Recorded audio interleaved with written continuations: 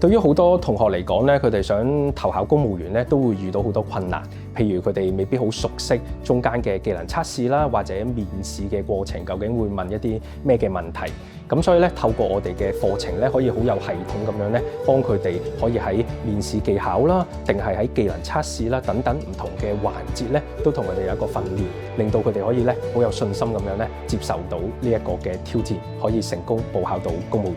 港專公務員備考訓練會同大家有好多實際嘅操練，例如係基本法、香港國安法好多電腦應用嘅技巧，特別係中英文輸入法，甚至乎小組討論面試技巧，都會同大家逐一操練，幫大家做好準備。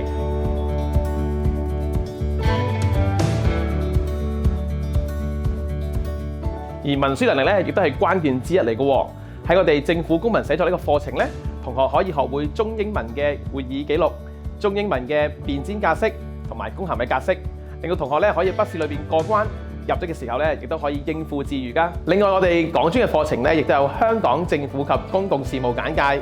課程咧，同學可以學會唔同嘅政府部門運作、政治體制同埋公民權利，令到同學可以喺面試嘅時間咧能夠對答如流嘅。另外，港專有提供延伸數學呢一個嘅補充科目，選擇呢個補充科目嘅同學咧，其實就等同於文憑試數學第2級嘅成績，呢個資歷咧其實就直達大部分公務員文職嘅入職門檻。機會係留俾有準備嘅人嘅，嚟我哋港專報讀 DAE 嘅公務員實務，我哋為你達成目標。